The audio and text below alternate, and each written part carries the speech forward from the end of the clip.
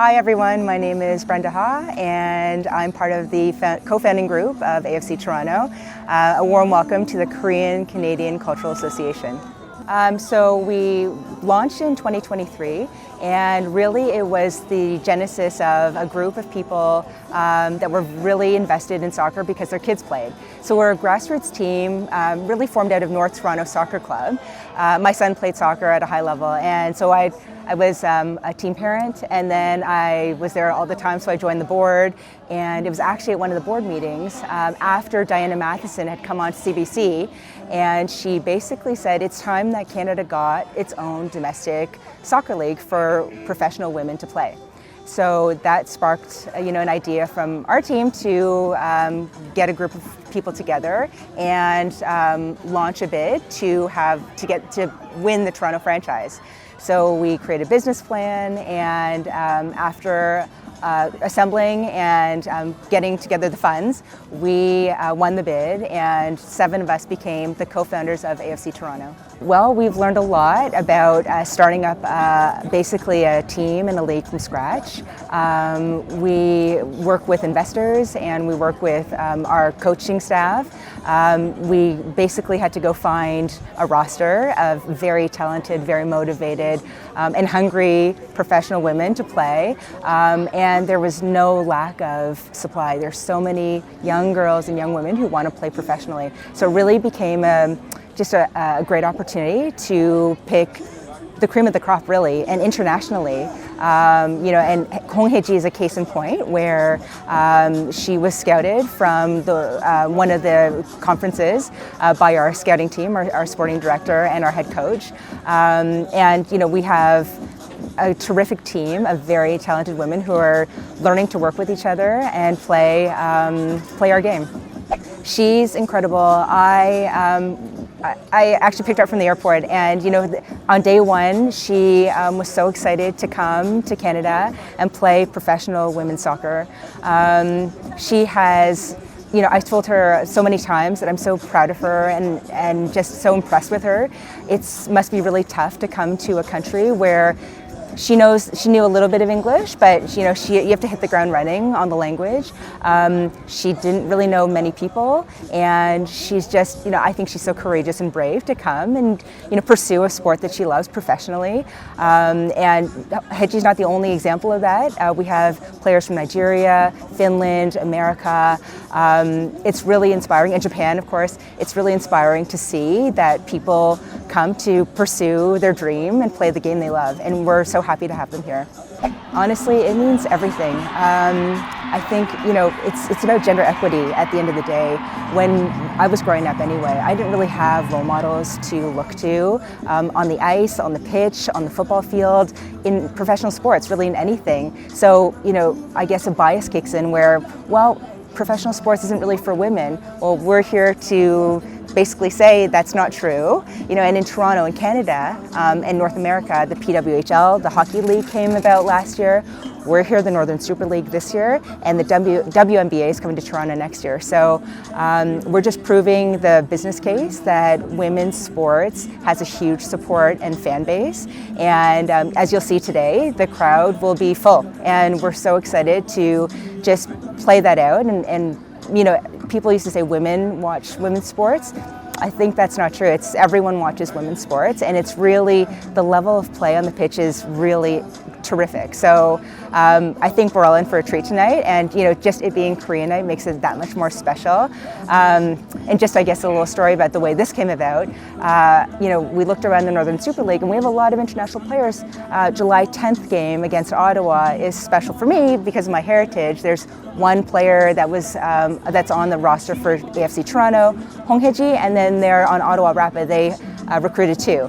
So we thought, what a great way to celebrate heritage in general, and this just happens to be Korean night, but there are so many heritages that make up the multicultural aspect of this city, of this amazing city we live in, Toronto, Ontario, Canada. So we're really here to celebrate diversity. It just happens to be Korean night tonight, but this is really we're here to celebrate everyone, and everyone who comes out today, we want to thank them and for the support, and just continue to support not just the women here, but I guess a fun fact is because of the Northern Super League, many jobs were created, out of the creation of this league. I think the number's around 300.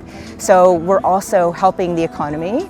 This is a business, it's not a not-for-profit. So we're really here to, say we're here to stay. And hopefully in a few years, given the support that we've gotten from the fans, the supporters, the city, the province, the country, hopefully there's an expansion in our future.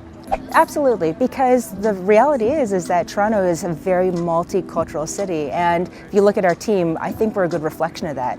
If you look at our supporter base, I think we're also a good reflection of that. So, what a great opportunity to celebrate the heritage of all of us, and we're a mosaic here in Toronto. We're built of many immigrant families over time, over the years. And this is just another way that we get to unite together. It's, sport to me is a unifying aspect of life and pleasure. And so you'll see a lot of joy here, I think, in the stands. I hope we win, but regardless of the outcome, it's just incredible to be a part of and to celebrate heritage and the love of sport with a terrific fan base. Yeah, actually, we were just talking outside the gates. I mentioned maybe we could come, me and Hedgie could go and do a panel in front of an audience if that was something that would be of interest. I'm happy to. And in fact, I think for me, so I was born and raised here. I went to university here. I worked in business here for 20 plus years. But this is truly the first time where it's opened my eyes to so many actual associations that are related to Korea. And so I credit Hedgie for doing that, because there was so much interest in Hong Hedgie coming. I reached out to the Korean Sport Organization of Canada, and JC Kim helped me connect with the Curling Association of Koreans, and now with the KCCA, and I'm also talking to Peter Chang with the Scholarship Foundation. So there's just a lot of opportunities that I guess I didn't open my eyes to until this opportunity, and so I continue to say that sport really unifies people in so many ways, not just on the pitch, but I think it's off the pitch, and that's really exciting. So absolutely, there's the more opportunities, the better, and I think the more we get together as a community, the stronger we will be. It's meaning more and more these days as we look around, and I personally want to celebrate that. My family is multicultural. And there's so much to our heritage that I think I took for granted. Today actually, one of the food vendors, I think through the KCCA, is bringing tteokbokki and bimbap and mango binsu. So, another way to share in the culture and I think the things we take for granted. This opportunity is about sharing and spreading the word about Korean heritage. You don't have to be Korean to love Korea or Korean food or Korean culture. So I think people will have a real surprise today and be delighted by what they see. Honestly, we take it day by day. We take it game by game. But doing more of this, having groups come out, communities come out to support the team, support the club, the roster in the club, and I hope in the next few years we do go through an expansion where we can continue to build the franchise, the league itself. There's so many opportunities, there are so many benefits to sports. You keep active, you stay out of trouble, it's unifying. Wearing a jersey means so much to a lot of people. This symbol is so representative of, not just the design, but all of the work and effort that went into building up a club and a league. So I'm really proud of the work we've done so far, and I hope we just continue to keep on going and building community.